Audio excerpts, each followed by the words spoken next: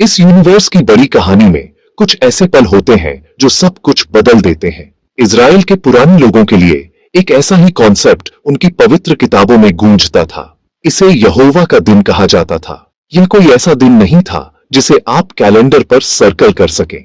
यह सूरज उगने से लेकर सूरज डूबने तक का 24 घंटे का सिंपल पीरियड नहीं था, बल्कि यह एक खास समय था, बहुत इंपॉर्टेंस वाला एक युग। यह वो पीरियड था जब परमेश्वर सीधे इंसानी इतिहास में कदम रखकर काम करेगा। नबी इस दिन के बारे में बहुत श्रद्धा और अर्जेंसी के साथ बात करते थे।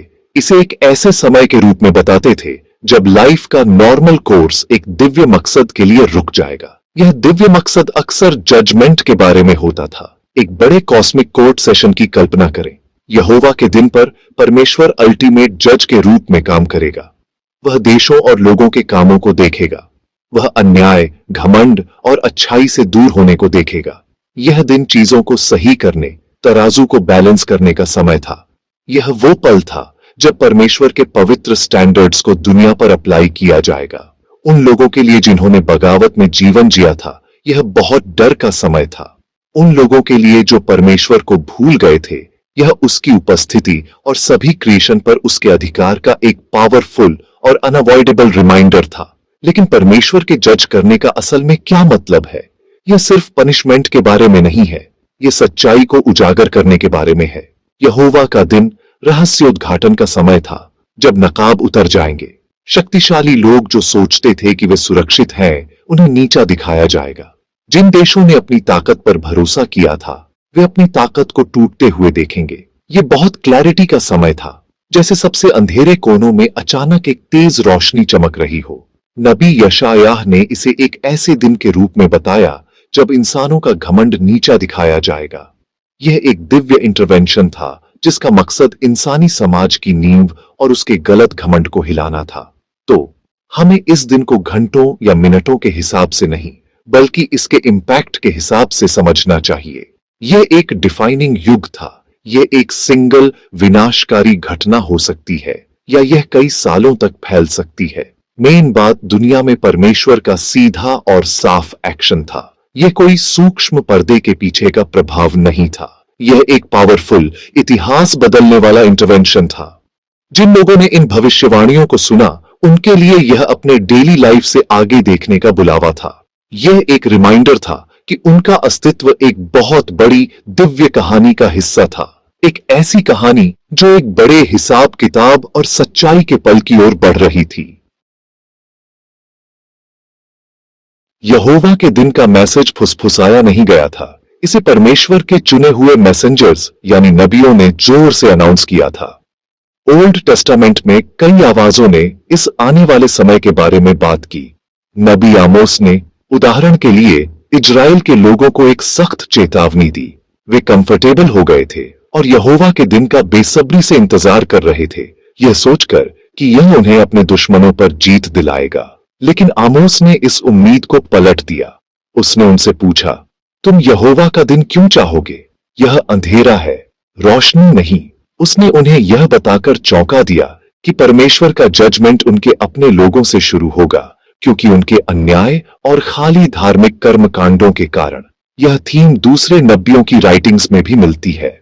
यशायाह ने एक दिन की बात की जब परमेश्वर धरती को वीरान करने और उसके पापियों को नष्ट करने के लिए उठेगा। उसने एक यूनिवर्सल जजमेंट देखा जो सिर्फ इजराइल को ही नहीं, बल्कि आसपास के सभी देशों को प्रभावित करेगा। नबी सपन्याह ने सचमुच एक डरावनी तस्वीर पेश की। इसे क्रोध का दिन, संकट और पीड़ा का दिन, विनाश और बर्बादी का दिन बताया।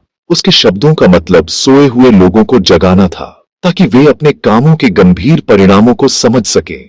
ये नबी सिर्फ फ्यूचर की भविष्यवाणी नहीं कर रहे थे, वे लोगों को परमेश्वर की ओर वापस बुलाकर प्रेजेंट को बदलने की कोशिश कर रहे थे। चेतावनी सिर्फ यहूदा और इजराइल के लोगों के लिए नहीं थी। नबियों ने साफ किया कि परमेश्वर का अधिकार पूरी धरती पर फैला हुआ है। बाबुल, मिस्र और असीरिया जैसे देश भी इन भविष्यवाणियों के सब्जेक्ट थे। उन्हें चेतावनी दी गई थी कि उनका घमंड और क्रूरता अननोटिस्ड नहीं जाएगी। परमेश्वर एक देश का इस्तेमाल दूसरे को जज करने के लिए करेगा, लेकिन फिर वह देश खुद अपने पापों के लिए जजमेंट का सामना करेगा। इससे पता चला कि परमेश्वर कोई ट्राइबल देवता नहीं था, वह सभी क्रिएशन का सॉवरेन रूलर था और उसके न्याय के स्टैंडर्ड्स सभी पर हर जगह लागू होते थे। ये पुरानी दुनिया में एक रेडिकल आइडिया था, एक मैसेज कि कोई भी दिव्य जवाबदेही की पहुंच से बाहर नहीं था। तो नबियों ने एक दीवार पर चौकीदारों के रूप में काम किया। उन्होंने खतरे को आते देखा और अलार्म बजाया। उन्होंने राजाओं और आम लोगों से, अपने देश और विदेशी शक्तियों से बात की। मैसेज कंसिस्टेंट था, हिसाब किताब का दिन आ रहा है। यह अंधेरे और उथल पुथल का समय होगा, एक ऐसा समय जब इंसानी शक्ति और घमंड टूट जाएगा। लेकिन इस सख्त चेतावनी के भीतर हमेशा एक निहित इन्विटेशन था। अलार्म सिर्फ कयामत की घोषणा करने के लिए नहीं बजाया गया था, बल्कि लोगों को अपने तरीके बदलने, दया मांगने और महान और भयानक दिन आने से पहले धार्मिकता के रास्ते पर लौटने का मौका देने के लिए था। नबी योएल यहोवा के दिन का सबसे क्लियर और पावरफुल डिस्क्रिप्शन देते हैं। वह किसी दूर की एब्स्ट्रैक्ट भविष्यवाणी से शुरू नहीं करते, बल्कि एक असली और इमीडिएट क्राइसिस से शुरू करते हैं। टिड्डियों का एक बड़ा झुंड यहूदा देश पर उतरता है। वह इसे डरावनी डिटेल में बताते हैं। एक विनाशकारी सेना जो कुछ भी नहीं छोड़ती। जो काटने वाली टिड्डी ने छोड़ा, उसे झुंड वाली टिड्डी ने खा लिया। जो झुंड वाली टिड्डी ने छोड़ा, उसे रेंगने वाली टिड्डी ने खा लिया। यह सिर्फ एक एग्रीकल्चरल डिजास्टर नहीं था, योएल ने इसे कुछ बहुत बड़े का स्वाद बताया। उन्होंने इस प्लेग को आने वाले यहोवा के दिन का एक छोटा वर्जन देखा, एक नेचुरल कैटास्ट्रोफी के रूप में, एक दिव्य चेतावनी। यह टिड्डी हमला जागने के लिए एक बुलावा था। योएल ने सभी को, पुजारियों से लेकर बड़ों तक और आम लोगों तक, शोक मनाने और पश्चाताप करने के लिए कहा। उन्होंने एक नेशनल असेंबली, उपवास और प्रार्थना के समय का आह्वान किया। अपने कपड़ों को नहीं, अपने दिलों को फाड़ो, उन्होंने विनती की। वह कह रहे थे कि सच्चा पश्चाताप दुख के बाहरी दिखावे के बारे में नहीं है, यह दिल के अंदर एक गहरा बदलाव है। परमेश्वर को उनके फटे कपड़ों में कोई इंटरेस्ट नहीं था अगर उनके दिल कठोर और विद्रोही रहते। यह एक क्रूशियल मोमेंट था। इस छोटे जजमेंट पर उनकी प्रतिक्रिया यहोवा के आने वाले बहुत बड़े दिन के सामने उनके भाग्य का निर्धारण करेगी। कई हिस्टोरियंस और स्कॉलर्स 70 सीई की घटनाओं में योएल की भविष्यवाणी की एक पावरफुल फुलफिलमेंट देखते हैं।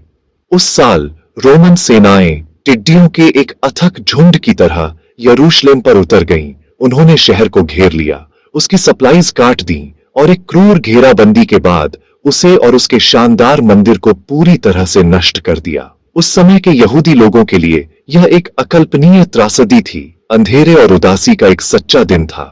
यह एक ऐतिहासिक घटना थी जो नबियों की डरावनी भाषा को दर्शाती थी। विनाश इतना कंप्लीट था कि यह उनके दुनिया के अंत जैसा लग रहा था, एक विनाशकारी जजमेंट जिसने उनके राष्ट्र को उसकी जड़ तक हिला दिया। स्पिरिचुअल पर्सपेक्टिव से इस विनाश को राष्ट्र के अपने वादों और अपने मसीहा को अस्वीकार करने के लिए एक जजमेंट के रूप में देखा गया। यह उनके इंस्पेक्शन के समय को पहचानने में विफल रहने का दुखद परिणाम था। फिर भी योएल की भयानक भविष्यवाणी में भी आशा की एक झलक है। उन्होंने जजमेंट की बात की, लेकिन उन्होंने परमेश्वर की करुणा की भी बात की। उन्होंने लोगों को याद दिलाया कि यहोवा दयालु और करुणामय है, क्रोध करने में धीमा है और अटूट प्रेम से भरपूर है। चेतावनी का मकसद टिड्डियों और भविष्य के विनाश की भविष्यवाणी दोनों का केवल निंदा करना नहीं था। इसका मकसद लोगों को पश्चाताप की ओर ले जाना था, जजमेंट की छाया में भी मुक्ति का मार्ग प्रदान करना था। यहोवा के दिन का मैसेज सिर्फ अंधकार और डर का नहीं है। इन गंभीर चेतावनियों में आशा और बहाली का एक खूबसूरत धागा बुना हुआ है। नबी जानते थे कि परमेश्वर का अल्टीमेट गोल विनाश नहीं बल्कि मुक्ति है। जजमेंट का डिस्क्रिप्शन देने के बाद योएल की भविष्यवाणी एक शानदार मोड़ लेती है। वह एक ऐसे समय की बात करते हैं जब परमेश्वर अपना आत्मा सभी मनुष्यों पर उंडेलेगा। तुम्हारे बेटे और तुम्हारी बेटियां भविष्यवाणी करेंगी, तुम्हारे बूढ़े सपने देखेंगे और तुम्हारे जवान दर्शन देखेंगे। यह एक गहरे स्पिरिचुअल रेनेसेंस का वादा था, एक ऐसा समय जब परमेश्वर और मानवता के बीच का कनेक्शन पहले से कहीं ज्यादा गहरा और पर्सनल होगा।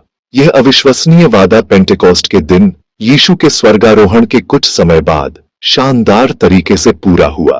प्रेरित पतरस पवित्र आत्मा से भरा हुआ यरूशलेम में एक भीड़ के सामने खड़ा हुआ और योएल की भविष्यवाणी को सीधे उद्धृत किया। उसने समझाया कि वे जो चमत्कारिक घटनाएं देख रहे थे, शिष्य अलग अलग भाषाओं में बोल रहे थे, वे योएल के शब्दों की पूर्ति की शुरुआत थी। इससे पता चला कि आखिरी दिन, जिसमें यहोवा का दिन शामिल था, शुरू हो गए थे। यह एक नया युग था, सिर्फ जजमेंट का नहीं, बल्कि परमेश्वर की कृपा और शक्ति के अद्भुत प्रवाह का, जो उन सभी के लिए उपलब्ध था जो विश्वास करेंगे। यह परमेश्वर के महान दिन के दोहरे नेचर को उजागर करता है। जो उसे अस्वीकार करते हैं उनके लिए यह हिसाब किताब का समय है, लेकिन जो उसकी ओर मुड़ते हैं उनके लिए यह अविश्वसनीय आशीर्वाद और मुक्ति का समय है। योएल की भविष्यवाणी जारी है और ऐसा होगा कि जो कोई यहोवा के नाम पर पुकारेगा वह बचा लिया जाएगा। यह मैसेज का दिल है। जजमेंट की चेतावनियां ये अंतिम फैसला नहीं है, वे शरण लेने के लिए एक प्यार भरा बुलावा है। परमेश्वर एक रास्ता प्रदान करता है। मुक्ति हमारे अपने अच्छेपन से नहीं कमाई जाती, बल्कि विश्वास और विनम्रता में उसके नाम पर पुकारने से मिलती है। न्याय का दिन मुक्ति का भी दिन है।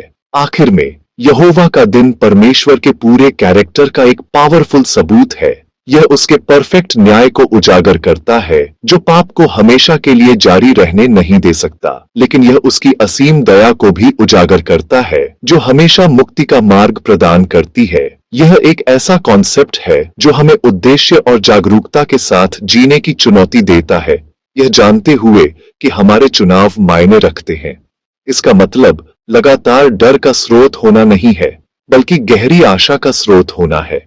यह हमें याद दिलाता है कि दुनिया कितनी भी अंधेरी क्यों न लगे, परमेश्वर कंट्रोल में है। उसके पास चीजों को सही करने की एक योजना है, और उस योजना में हम में से हर एक के लिए उसमें सुरक्षा, नवीनीकरण और अनंत जीवन खोजने का निमंत्रण शामिल है। इसी आश्वासन के साथ हम आगे बढ़ते हैं। हम डर में नहीं, बल्कि विश्वास में आगे बढ़ते हैं। हम अपनी ताकत पर नहीं, बल्कि उसकी ताकत पर निर्भर होकर आगे बढ़ते हैं। परमेश्वर के वादे पर भरोसा रखें और देखें कि वह आपके जीवन के माध्यम से कैसे अद्भुत काम करते हैं, ताकि दूसरों को उनकी अनंत कृपा और प्रेम में लाया जा सके। परमेश्वर आपको आशीषित करें।